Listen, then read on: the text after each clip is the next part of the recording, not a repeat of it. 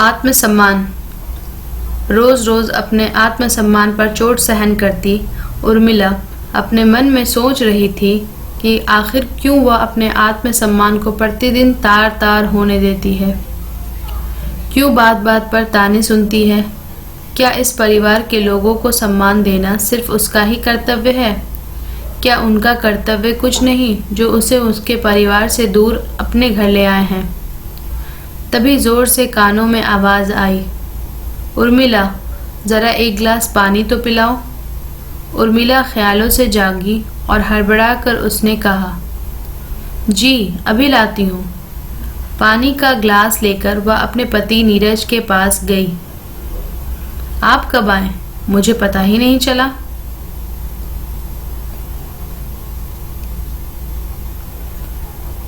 हाँ, तुम तो आराम कर रही होगी। ऐसा नहीं कि थका हारा पति काम करके घर वापस आए तो उसे आवाज देकर पानी ना मांगना पड़े। बिना मांगे मिल जाता तो बात कुछ और होती। मैं बेडरूम में काम कर रही थी नीरज। आपकी अलमारी पूरी बिखरी पड़ी थी, वही ठीक से जमा रही थी। आप ऐसा क्यों बोल रहे हो? क्या मैं आपके सारे काम नहीं करती? इतना कहकर वह रसोई में चाय बनाने चली गई। तभी उसे सासू माँ सुशीला की आवाज आई जो नीरज से कह रही थी, देखा कैसे मुंह चलता है इसका। लगता है माँ संस्कार देना ही भूल गई है। पहले पता होता तो यह शादी। कहते कहते सुशीला उर्मिला को आते देख चुप हो गई और वहां से चली गई। उर्मिला चाहती थी कि इस विषय में वह नीरज से बात करे, क्योंकि नीरज की मम्मी का व्यवहार उसके साथ हमेशा ऐसा ही था। वह उसका अपमान करने का एक भी मौका जाने नहीं देती थी। आए दिन अपनी सास के द्वारा अपमानित होते रहना उसे अच्छा नहीं लगता था। वह शिकायत करे तो किससे? नीरज खुद उसका आदर नहीं करता था। वह सोचती, जब पति ही इज्जत नहीं करता तो फिर दूसरों से क्या आशा रखूं। एक दिन वह अपनी सहेली नलिनी से मिलने और उसे अपनी तकलीफ बताते हुए कहा, नलिनी, चाहे कितना भी दुख हो, तकलीफ हो, अपमान हो, फिर भी सब कुछ सहन करके हमें चुप ही रहना पड़ेगा, वरना हम आदर्श नारी नहीं कहलाएंगे। आखिर क्यों? क्या सिर्फ मुझे ही इस परिवार की जरूरत है, उन्हें नहीं? सब कुछ सुनने के बाद नलिनी ने कहा, उर्मिला, तुझे एक बार नीरज से यह बात अवश्य करना चाहिए। यदि हम अपना कर्तव्य पूरा करते हैं तो अधिकार मांगने में संकोच कैसा? नलिनी से बात करने के बाद उर्मिला ने मन बना लिया कि वह नीरज से जरूर बात करेगी। रात को जब वह बिस्तर पर लेटी, उसका मन अशांत था। कभी माँ के दिए संस्कार उसे याद आते, कभी वह बात याद आती कि पिता के घर से डोली उठती है और पति के घर से अर्थी। यही सच है।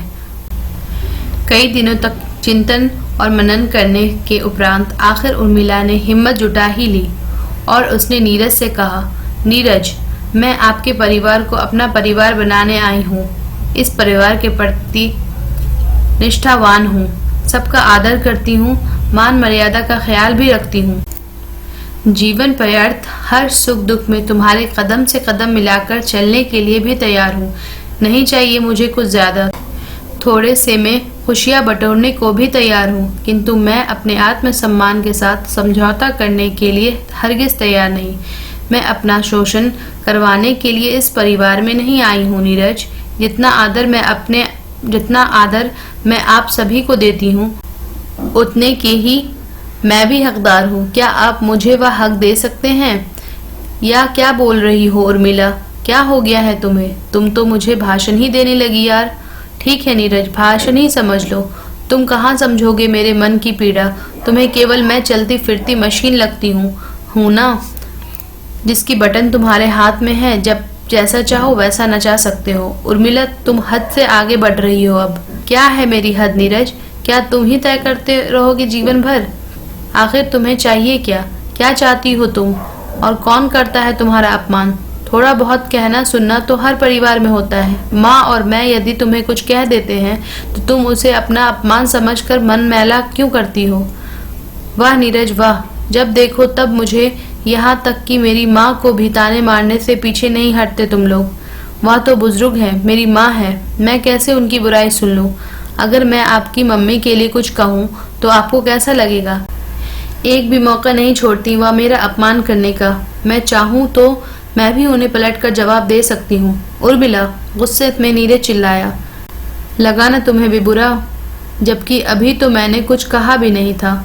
मुझे भी ऐसा ही गुस्सा आता है, ऐसा ही दर्द होता है नीरज, जब मुझे और मेरी परिवार को कोई अपमानजनक शब्दों से प्रहार करता है।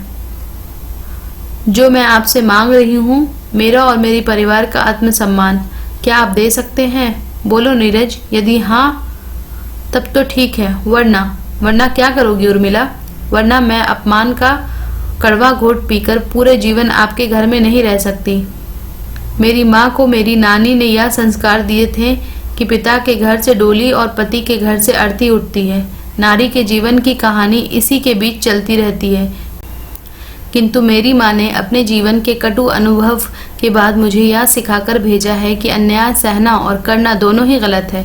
तुम इतनी सक्षम हो कि अपने आत्मसम्मान की रक्षा कर सकती हो, और वह तुम्हें करनी ही चाहिए। अपने कर्तव्य को अवश्य निभाओ, साथ ही साथ अपने अधिकार भी जताओ। आज उर्मिला का यह रूप और कड़वी मगर सच्ची बातों ने नीरज के बंद पड़े कानों के पर्दे खोल दिए। उसे यह एहसास करा दिया कि यदि सुखी दाम्पत्य जीवन और परिवार में शांति चाहिए तो मर्द होने का घमंड छोड़कर एक नेक जीवन साथी बनना होगा। परिवार का मान सम्मान चाहने के साथ ही साथ पत्नी के परिवार का मान सम्मान भी करना होगा। पत्नी को अपने से कम आंकने की गलती से बचना होगा, क्योंकि सच में उर्मिला किसी भी बात में उससे कम नहीं है। अपनी गलती स्वीकार करते हुए नीरज ने कहा, उर्मिला, मुझे माफ कर दो, मैं शर्मिंदा हूँ। अच्छा हुआ तुमने मेरी आंखें खोल दी। नीरज का बदला हुआ व्यवहार देखकर सासू माँ सुशीला को भी अपना व्यवहार बदलना ही पड़ा। अब उन्हें भी यह समझ आ गया था कि यदि परिवार को चलाने वाली गृह लक्ष्मी का अपमान होगा तो एक न एक दिन परिवार टूट जाएगा। सिर्फ साथ में रहने से नहीं, प्यार और एक दूसरे के सम्मान के साथ रहने में ही परिवार की भलाई है।